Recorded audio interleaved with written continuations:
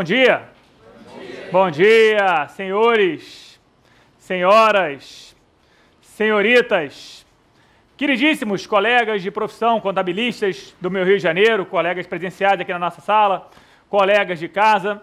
É sempre um prazer muito grande em rever alguns colegas que já acompanham o meu trabalho há algum tempo. Então, para quem não me conhece, eu sou Cláudio Cardoso, professor de Contabilidade Geral, Avançada e Societária, para concurso na nossa área de contabilidade, para concurso na área fiscal e onde mais a contabilidade se fizer presente. É um curso de contabilidade societária. O que significa isso?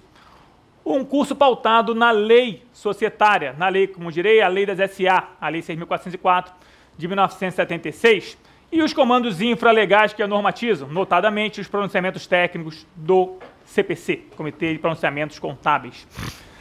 Não é, portanto, um curso de contabilidade geral. A gente aqui não vai falar em débito e crédito, partidas dobradas, tampouco nas principais operações contábeis que acontecem numa empresa, que não vai discutir operações de mercadorias, não vai discutir depreciação, regra geral, operações financeiras, pessoal e coisas semelhantes, né? Todo mundo aqui é formado em contabilidade, portanto, essa questão de partidas dobradas, débito e crédito, conta, lançamentos, não me preocupa muito, né? Outro motivo para a gente não falar sobre isso é que eu posso garantir a você, não vai cair na sua prova, né? Muito bom. Então, uma turma de contabilidade societária, uma turma de exercícios. Nosso objetivo, vocês receberam uma lista aí, é resolver 150 questões da banca organizadora, da Sergran Rio. Nossas questões estão organizadas por assunto. Nós já vamos trabalhar aqui o programa. Eu vou dizer para você o que nós vamos trabalhar aqui ao longo desse nosso curso. As questões estão, como disse, organizadas por assunto. Nossa preferência sempre é pelas questões mais recentes. Vocês vão ver nessa lista as questões de societária da Petrobras, do concurso do final do ano passado, também as questões da Liquigás do ano passado, Cefet do ano passado e outras tantas provas que aconteceram em 2014, 2013. Né? Então, preferência pelas questões mais recentes. Não quer dizer que não há uma ou outra questão aí de 2010, 2011, 2012, sobre assuntos que eu considero pertinentes ou questões que têm, do ponto de vista didático, muita eficiência, me permitem explicar muita coisa que eu considero importante. Ok? Por falar nisso, o programa. Nós vamos trabalhar, num primeiro momento,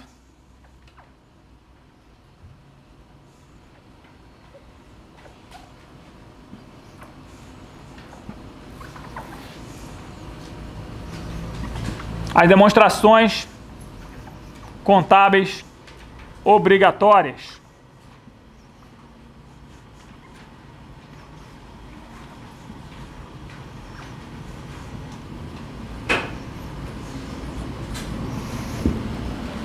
Então, nós vamos começar falando de princípios de contabilidade, né? Cláudio, mas princípio é muito básico. Princípio todo mundo tem que saber, igual lançamento contábil. Por que você vai falar disso, não vai falar de lançamento? Porque princípios negam a segunda premissa que eu disse para vocês. Se eu falei que os lançamentos, as operações com mercadorias, de pessoal, financeiras, provisões, não vão cair na sua prova, princípios podem sim aparecer na sua prova. Historicamente aparecem. Então, vale pelo menos uma lembrança, vale pelo menos uma palhinha. Na sequência, algo que eu mesmo batizei de Teoria Geral das Demonstrações, TGD. Um capítulo em que vamos falar quais são as demonstrações contábeis obrigatórias e algumas coisas que são comuns a todas as demonstrações, como o CPC 0, como notas explicativas, duração do exercício social e coisas semelhantes. E aí, feito isso, conhecendo quais são as demonstrações obrigatórias, vamos discorrer sobre cada uma delas. Balanço patrimonial, demonstração do resultado do exercício, lucros ou prejuízos acumulados, mutações do patrimônio líquido e resultado abrangente, demonstração dos fluxos de caixa e demonstração do valor adicionado. Isso vai terminar a primeira fase do nosso curso, que eu considero mais afeita à contabilidade geral. Então, nós vamos à segunda fase, um pouquinho menor até do que a primeira, mais chegada à contabilidade avançada.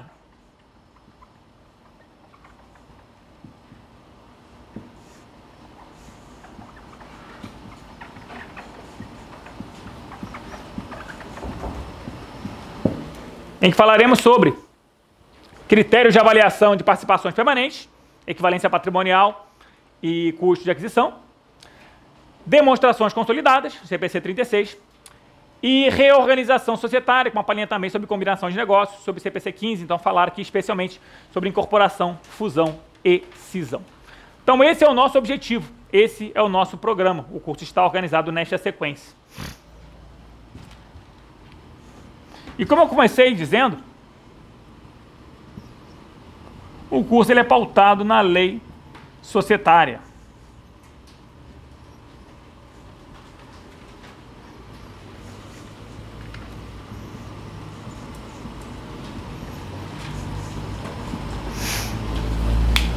Lei societária, lei das SA, lei 6.404 de 1976.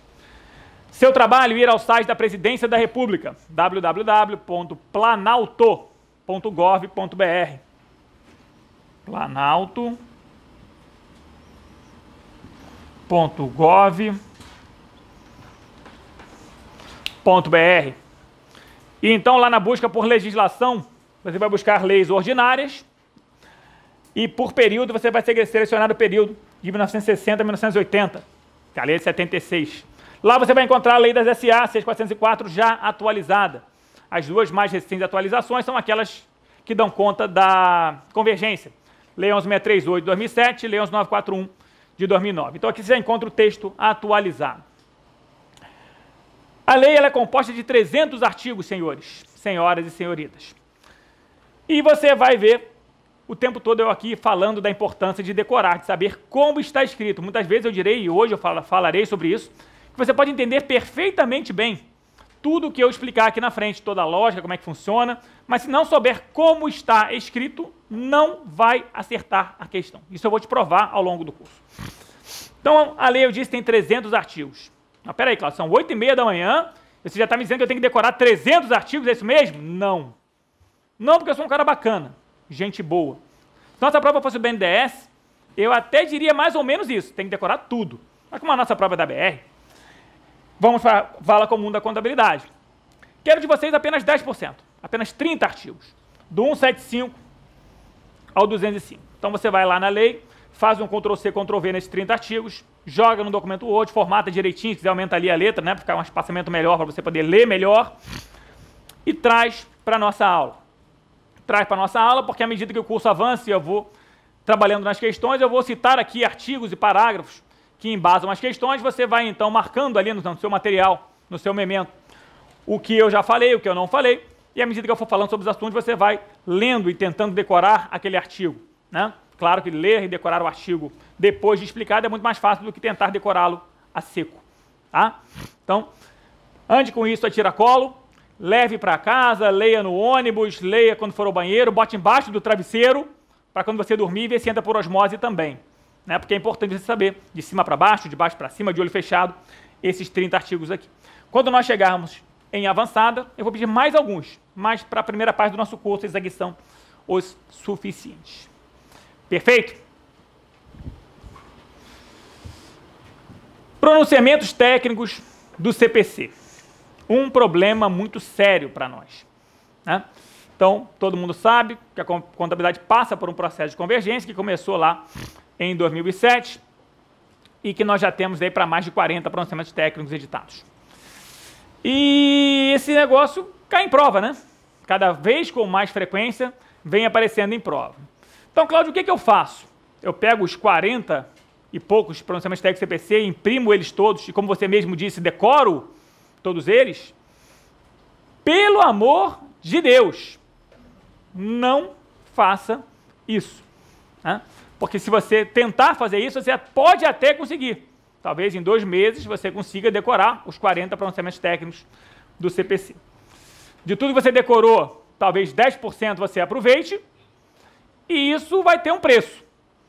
O preço, como o cérebro é um HD limitado, né? Para você decorar todos os 40 CPC, você vai ter que apagar alguma coisa do seu HD. E essa alguma coisa é o que os professores aqui em sala de aula, não só da minha matéria, como de custos, como tributário, etc. e tal, se esmeraram tanto durante anos para saber que era o mais importante, tentaram colocar na sua cabeça. Então você vai decorar os CPCs e esquecer o resto, que é o mais importante.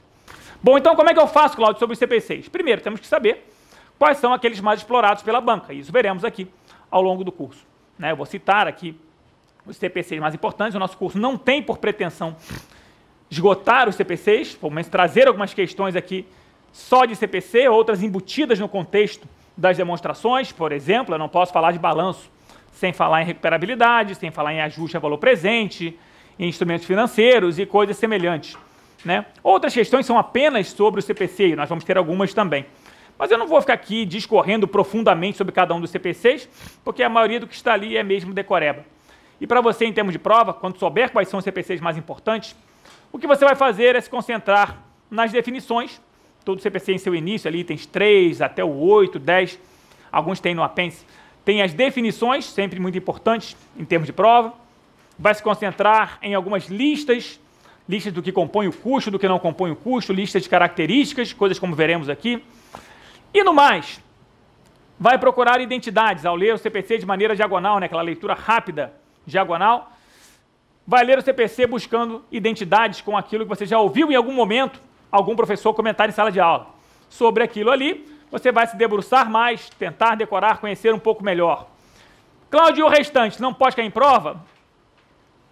Infelizmente, até pode cair em prova. O cara pode pegar um item lá, qualquer obscuro do CPC, e colocar na sua prova, né? Inclusive com áreas abomináveis, como faremos aqui, uma questão daqui a pouquinho.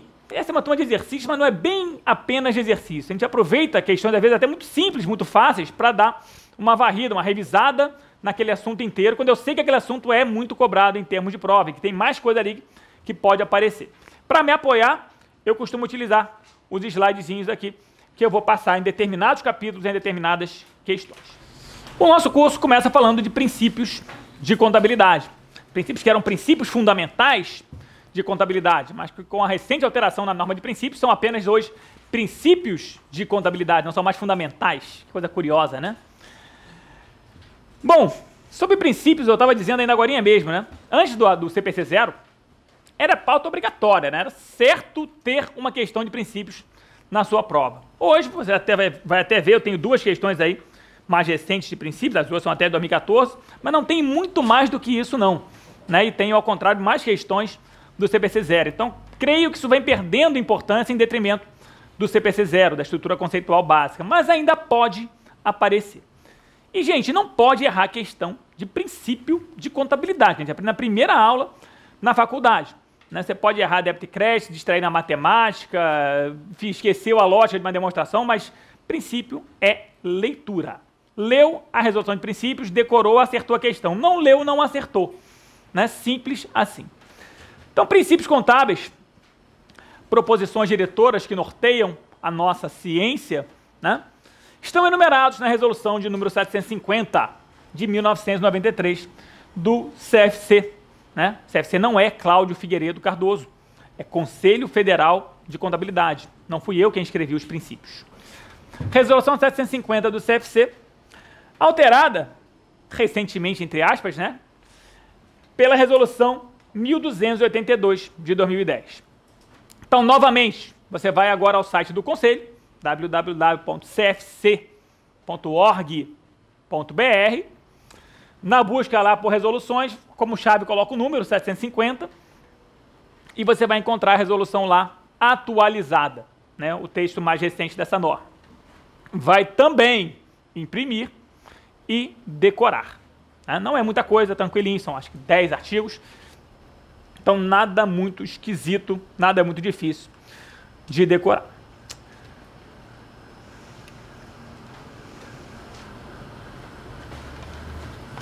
Lá você vai encontrar que hoje 6 são os princípios de contabilidade, sobre os quais eu vou discorrer muito rapidamente. Então, o primeiro princípio que você vai encontrar lá, você vai encontrar coisas como a essência deve prevalecer sobre a forma, né? Vai encontrar que a observância dos princípios de contabilidade é, óbvio, obrigatória no exercício da profissão e condição de legitimidade das normas brasileiras de contabilidade. Qualquer norma só é legítima se observar os princípios. Mas o principal mesmo são os 6 princípios. Primeiro princípio é o princípio da entidade. E o princípio da entidade tem uma palavrinha-chave, né? Sempre você escutar falar em autonomia patrimonial, você vai estar falando do princípio da entidade. A autonomia patrimonial é a necessidade de diferenciação do patrimônio da entidade, da sociedade que estamos estudando, em relação ao patrimônio particular dos sócios. Então, o patrimônio do sócio não se confunde com o patrimônio da sociedade, com o patrimônio da entidade. Isso é autonomia patrimonial. É bom, então, observar o seguinte. Cláudio, como é que é uma questão sobre o princípio da entidade? O cara diz assim, o seu Manel da padaria chegou um dia lá na padaria dele de manhã para abrir, encontrou o cadeado arrombado, sacou dinheiro do próprio bolso, virou para o seu auxiliar e disse, vai lá e compra um cadeado novo. E aí o cara foi lá, comprou o cadeado novo e foi lá e contabilizou aquilo como uma despesa da sociedade. Então, contabilizou uma despesa da sociedade que foi paga com o patrimônio particular do sócio. Que princípio ele infringiu? Princípio da entidade. Ok? Quando nós falarmos em consolidação lá na frente, voltaremos a ele, porque ele também diz que a soma ou agregação contábil de diversos patrimônios não resulta em nova entidade, mas numa unidade de natureza econômico-contábil. Então, somar, condensar, consolidar diversos patrimônios não cria uma nova entidade, não cria uma nova sociedade, uma nova personalidade jurídica. Aquilo é mera abstração, mera ficção contábil que mostra como ficaria se o grupo econômico fosse apenas uma sociedade. Ok? Então, esse é o nosso queridíssimo princípio da entidade. Na sequência, vem o princípio da continuidade. O princípio da continuidade diz que a continuidade ou não da sociedade afeta diretamente a forma como classificamos e quantificamos, mensuramos os itens patrimoniais. Todo mundo aqui já deve ter tido a oportunidade de ver um contrato social ou um estatuto, e normalmente lá no artigo 1º, você vê, né, essa sociedade, não sei o que, pereré, parará, param duro, tem nome tal, que funcionará por um período de tempo, o quê? Indeterminado. Então, pressuposto do direito comercial, que as sociedades funcionam para sempre. Você não cria uma sociedade com data para encerrar. Né? Toda a nossa classificação, toda a nossa mensuração leva em conta esta premissa da continuidade indefinida. Quando isso muda, quando o encerramento da sociedade passa a ser provável, ela passa a ter uma data provável de encerramento, mudam os parâmetros de classificação e mensuração. E isso é muito claro. Né?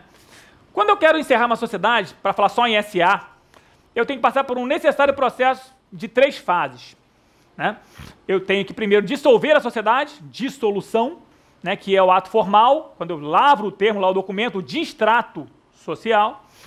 Logo depois a gente vai para a liquidação, que é a venda dos ativos com valor havido, paga-se os passivos e se sobrar algo, rateia-se entre os sócios.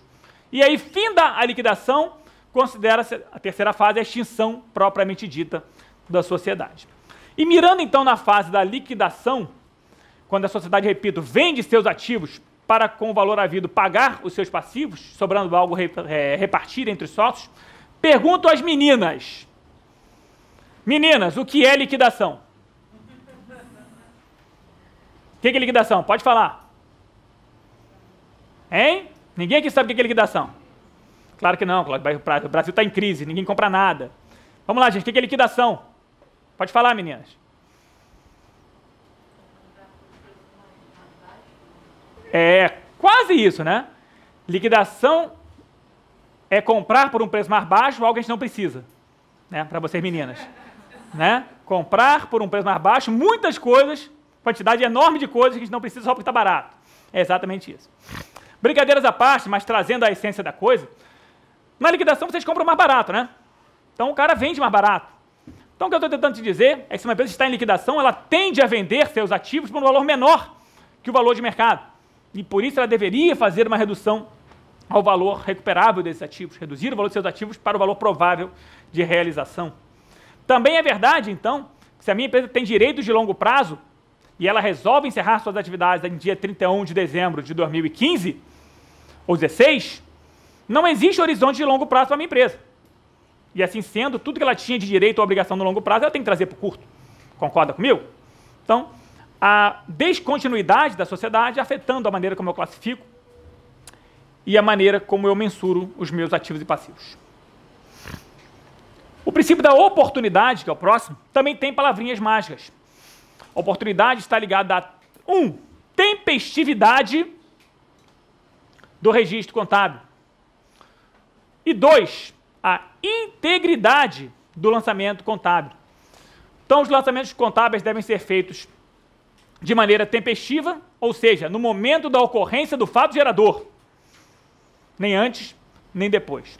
E de maneira integral. Todos os fatos contábeis devem ser registrados e com a sua extensão correta, nem maiores, nem menores do que aquilo que de fato representam, né?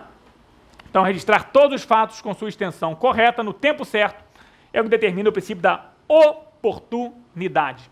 Tempestividade e integridade. Eu vou falar sobre isso, é oportunidade que estamos discutindo. Na sequência, o princípio que talvez mais tenha mudado com a 1282 de 2010, o princípio do registro pelo valor original. Registrar pelo valor original é registrar ativos e passivos pelo valor histórico, pelo valor original da transação, pelo valor de consenso entre as partes no momento da transação. Né? Eu quero comprar um ativo, quero pagar 50, mas tu só me vende por 100, vamos negociar, saiu a 75. Então, esse foi o valor da transação, esse é o valor original, esse é o custo histórico, esse é o valor base de registro. Então, registro pelo valor original nos impõe o registro pelo regra geral, pelo custo histórico, pelo valor original da transação. Também é ele que determina o uso da moeda do país, né, o uso do real, em nossas demonstrações. Mas sobre ele é interessante perceber o seguinte, mas, Cláudio, em diversos momentos a gente sai do custo. A gente vai falar aqui em critério de avaliação de ativos, vai perceber que certos ativos ou passivos são avaliados a valor justo, outros a valor presente, outros ao valor realizável. E aí, Cláudio, eu não estou fugindo do custo e assim, contrariando o princípio do registro pelo valor original? Pois é, antes da alteração a gente até podia pensar um pouco a esse respeito, hoje não. Hoje a norma, além do custo histórico, ela traz as chamadas variações do custo histórico.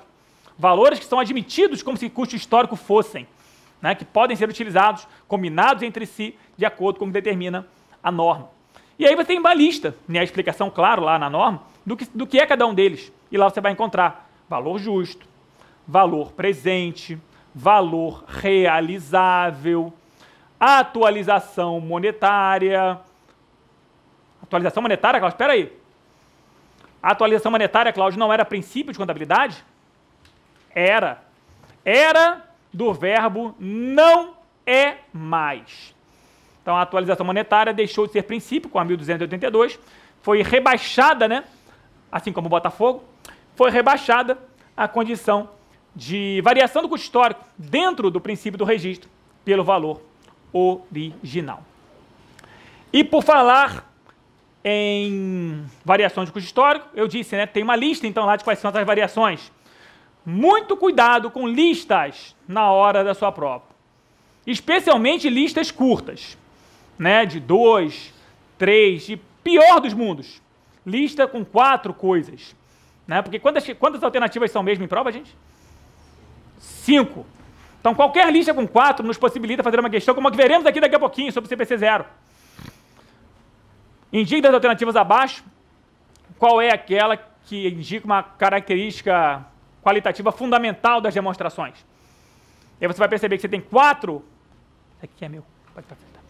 Que você tem uma lista de 4 características de melhoria e 2 fundamentais. Então, como é que ele estrutura a questão? Das 5 alternativas, ele coloca as 4 de melhoria e como resposta certa a fundamental. Então, qualquer lista com 4... é muito fácil o cara com preguiça montar uma questão com 5 alternativas. Fica atento, procura decorar as listas que eu chamar a sua atenção aqui. Ok? Tranquilinho? Princípio da competência dos exercícios. Princípio da competência que nos determina o reconhecimento do fato gerador no momento de sua ocorrência. Né? Então, a gente reconhece receitas e despesas quando acontece o seu fato gerador, independentemente de seu efeito financeiro. Receitas acontecem quando acontece o fato gerador, ainda que não recebidas. Despesas idem, quando acontece o fato gerador, ainda que não tenham sido pagas, então independente de recebimento ou pagamento. É conveniente fazer aqui um exercício até de lembrança, né, sobre essa coisa da competência. Vamos pensar aqui numa receita, como uma receita de vendas. Né? E eu quero então, aqui eu vou falar sobre fato gerador e efeito financeiro. Eu quero que você me diga se há receita pelo regime de competência, se é a receita pelo regime de caixa, que é o paralelo dele. Quando eu faço uma venda à vista, entreguei o produto e já recebi, eu tenho receita por competência? Não estou ouvindo. Entreguei o produto, tem receita por competência? Sim. Foi à vista, eu já recebi, tem receita por caixa? Sim. Muito bem. Agora, se eu faço uma venda a prazo, entrego o produto, mas ainda não recebi, tenho receita por competência? Tenho. E por caixa? Não. E o contrário? Recebo o adiantamento de um cliente, recebo o dinheiro do cliente por conta de um produto que eu ainda não entreguei. Tenho receita por competência? Não. E por caixa? Sim. Esse é o famoso adiantamento de clientes, né? Conta de passivo exigível, obrigação da nossa empresa. Recebi algo por conta de alguma coisa que ainda não entreguei. Tenho uma obrigação perante quem me adiantou. E sobre despesas, Cláudio, mesmíssima coisa. Despesa incorrida e paga. Salário do meu empregado. O cara trabalhou os 31 dias e eu paguei no dia 31. Então já consumi a mão de obra dele e já paguei. Tenho despesa por competência? Sim. E por caixa? Também, porque eu já paguei. Agora, e se eu só pago no dia 5? No dia 31, quando eu completei os 31 dias de consumo do serviço dele, tenho despesa com salários por competência? Sim. E por caixa? Não, só no dia 5 quando pagar. Então vai surgir os salários a pagar, né? E caso importante para a gente em termos de prova, o contrário, a despesa a despesa paga, mas não incorrida. Caso clássico, por exemplo, de contratos de seguro, né? Então eu pago o prêmio do seguro hoje por conta de uma cobertura do meu imóvel, do meu veículo, que eu só vou usufruir ao longo dos próximos 12 meses. Então não usufruir do serviço prestado, oferecido pela seguradora. No momento que eu pago esse prêmio antecipadamente e não usufruir, repito, do que ele está me oferecendo, tenho despesa por competência? Não. Tenho por caixa? Sim. São famosas despesas pagas antecipadamente, despesas a vencer. Vamos falar sobre isso aqui quando falarmos no ativo circulante. Finalmente, ainda sobre competência, ela tem uma outra vertente que vai nos ser muito útil aqui, quando nós falarmos aqui, por exemplo, em intangíveis, em debêntures e coisas parecidas, que é a simultaneidade do reconhecimento de receita e despesas correlatos. Então, a competência nos diz que quando uma receita e uma despesa estão diretamente ligados um ao outro, devem ser reconhecidos no mesmo resultado de exercício. Ok? Finalmente, a queridíssima prudência. Nossa velha conhecida. Ser prudente é ser conservador em nossas avaliações. Né? Pensar que daquilo que me é positivo, pensar na pior hipótese, receber sempre o menor valor. Para aquilo que me é negativo, pensar na pior hipótese, pensar sempre que eu vou ter que pagar o maior valor. Né? Então, o princípio da prudência nos determina a escolha diante de alternativas igualmente válidas, escolher sempre um menor valor para os meus ativos e alteração feita pela 1282, não apenas para os meus ativos e para minhas receitas. Então, menor valor para ativos e receitas. E maior valor, ao contrário, para meus passivos e para as minhas despesas. Escolhendo, portanto, sempre a alternativa que resulte no menor patrimônio líquido. Na hora da prova, como é que isso cai, Cláudio? O cara troca normalmente o menor pelo maior. Né? O que é menor, o que é maior. E eu tenho que decorar isso, Cláudio? Não. É uma questão de lógica. Eu disse, ser prudente é ser conservador. Você pensa, o que é bom para a empresa? Ativos e receitas. O que é ser conservador com isso? É pensar que vai receber menos, então menor valor. E o que é ruim? Despesa e passivo. Né? Pensando a grosso modo, né? E o que é ser conservador, prudente? Pensar no pior cenário, que eu vou ter que pagar mais, então maior valor. Então, muito fácil de concluir isso aqui na hora da prova, sem precisar decorar nada. Muito bem. Então, uma rápida panorâmica sobre os 6 princípios de contabilidade, que eu repito, não exclui a necessidade de você ler essa norma algumas vezes. Vamos então resolver as 2 questões propostas. Então, olha aqui, ó. Questão número 1, Cefet 2014. Os princípios fundamentais e normas brasileiras de contabilidade estabelecem regras e conceitos doutrinários que serão aplicados às entidades no momento do registro contábil e da elaboração de suas demonstrações. Nesse sentido, o princípio da competência determina o quê? Então vamos lá, gente. Letra A. A contabilização das transações seja realizada e reconhecida no exato momento do pagamento de uma despesa ou recebimento de uma receita. Isso é competência? Isso aí é negativa da competência, né? Isso é o regime de caixa. Letra B, o patrimônio da empresa ou sociedade não pode se confundir com o patrimônio de seus sócios. O que é isso, hein? Entidade, autonomia patrimonial. A entidade continuará em operação no futuro e, portanto, a mensuração e apresentação dos componentes do patrimônio levam em conta esta circunstância. Certo ou errado? Certo, só que isso não é competência. Isso é continuidade. Está fora. Os componentes de patrimônio devem ser inicialmente registrados pelos valores originais das transações expressos em moeda nacional. Registro pelo valor original e, diante da eliminação das demais alternativas, só nos resta uma como gabarito, né? A letra E. Competência, os efeitos das transações e os eventos são reconhecidos nos períodos a que se referem, independente de recebimento ou pagamento. A que se refere significa que acontece em seus fatos geradores. Questão número 1, Cefé 2014, gabarito letra E.